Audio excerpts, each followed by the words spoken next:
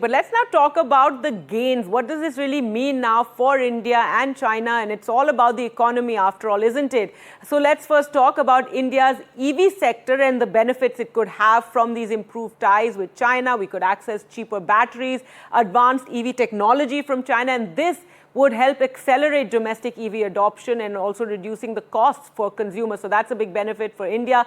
Now for China, India's EV market offers room for Chinese companies to grow because remember, they too are very concerned about the economy. They'll get a vast new market as India will scale up its green mobility push. There could be joint ventures. Local manufacturing could also deepen economic linkages. China's economy stands to benefit from greater access to India's markets. This, of course, is something that one has spoken of in the past about how there is, it's very skewed in favor of China. The trade, opening India's consumer market will offer relief to China's slowing economy and will provide new demand for Chinese goods, services and investment. So that is what China could gain.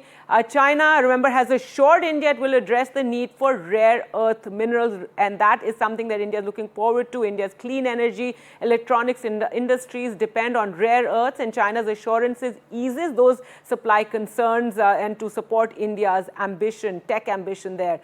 Now, both sides have also agreed to reopen border trade. Resuming cross-border trade revives local economies in Himalayan regions. It also signals a thaw in ties after years of strained relations. And of course, the Prime Minister, in his opening remarks before the bilateral, announced the direct flights from India to China set to resume. And this restored air connectivity will help boost tourism, business travel, as well as people-to-people ties. It aids smoother supply chains also between the two Asian giants. So these are some of the early gains that one can expect from this improvement in relationships between India and China.